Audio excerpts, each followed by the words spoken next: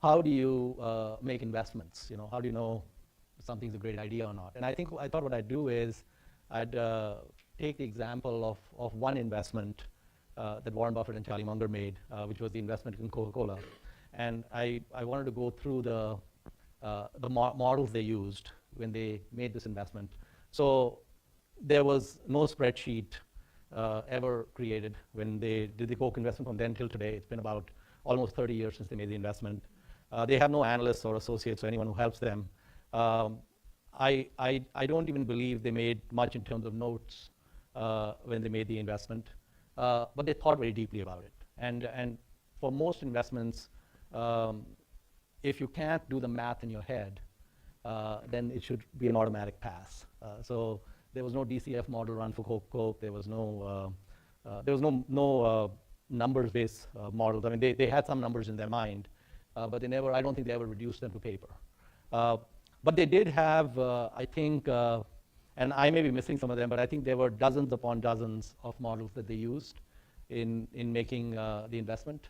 And what happens is that when you have an overlay between models, that's when you get what Charlie Munger calls Lula-Palooza effects. 1 + 1 becomes 11.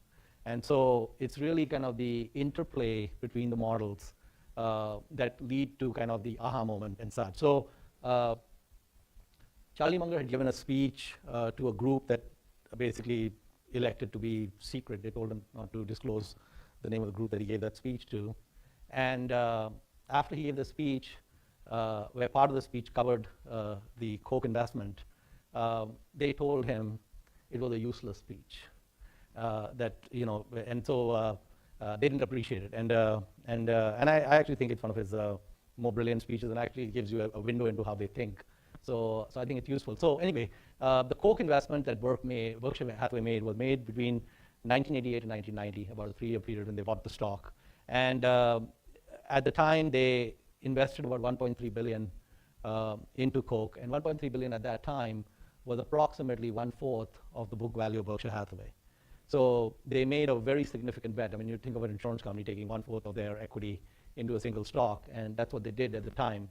And the last bit of Coke that Warren bought in 1990 was bought at about 25 times trailing earnings. So it wasn't cheap by traditional metrics that you might use. But on many fronts, they considered a no-brainer, and obviously they've now not touched that position for almost approaching 30 years. And I don't think they're going to touch that position even well after Warren and Charlie are gone from the scene. So I don't think the Coke position is going to get touched at Berkshire for a very long time. So why did they make the investment, right? And what went through their minds to make the investment? And so one of the things that Warren and Charlie have said is that if they had not invested in See's Candy, they would have never, ever invested in Coke. So to understand the Coke investment, we should go back to the See's Candy investment, because that'll give us some clues. So in 1972, they bought See's Candy. And how many of you are customers of See's? Have you ever had See's Candy? How many of you have never had See's Candy? We have a few unfortunate humans. Maybe you can, next time you're going through some airport, get some peanut butter brittle. That might be a good start. But anyway, so they bought See's in 72. And in 72, they bought See's for $25 million. And the deal almost didn't happen because the family that was selling wanted $30 million for the company. And Warren was already choking at $25 million. He thought the $25 million price was really rich. And the reason why Warren thought $25 million was rich was See's was a company that at the time was generating about $2 million a year in cash flow. They had $8 million in net book value, and the purchase price was $25 million. So they were paying more than 3 times book value for the business.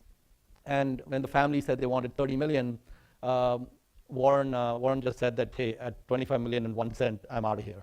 So you can either take the $25 million or we'll walk. And they're very grateful that the family didn't walk and sold them the business for $25 million. And 12 years later, in 1984, See's was earning $13 million. So in 72, when they bought it, it was making $2 million. In 84, 12 years later, it was making $13 million. The book value had gone from $8 million to $20 million. And the unit volume over that 12-year period had only gone up by about 2% a year on average.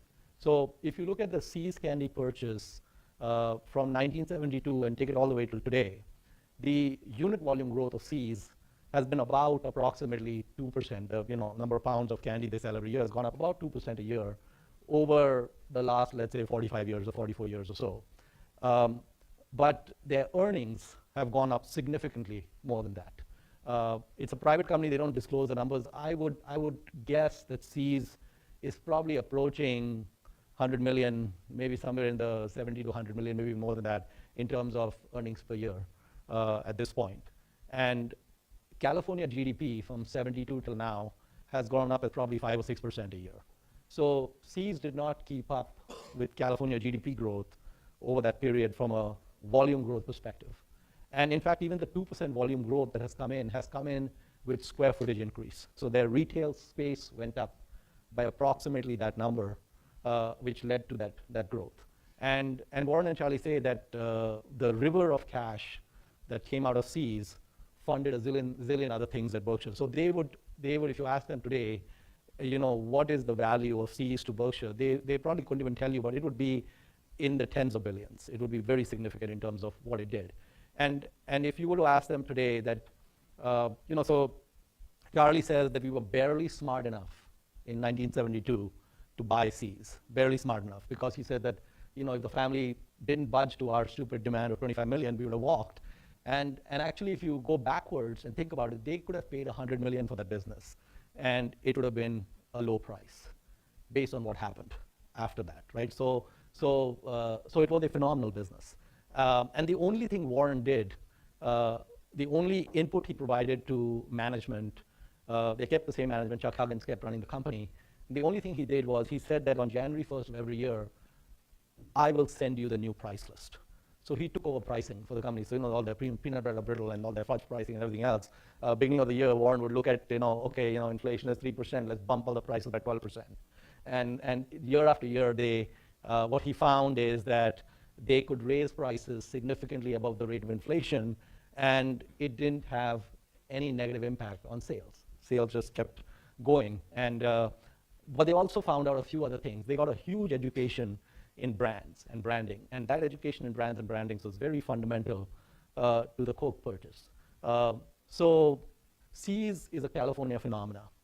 People in California, if I had the same talk going on at Columbia University or something and asked the same question, they'd look at me like I was on Mars. They probably never heard of See's except for the few that have gone to Omaha. So they repeatedly tried, and Warren and Charlie occasionally would try to nudge management to expand See's into other geographies. And every time they tried to expand other geographies, they would fall flat on their face. So they'd open a store. I think one time they had a store in Chicago, never worked. They opened stores in several geographies, it's never worked. But slow expansion in California has worked.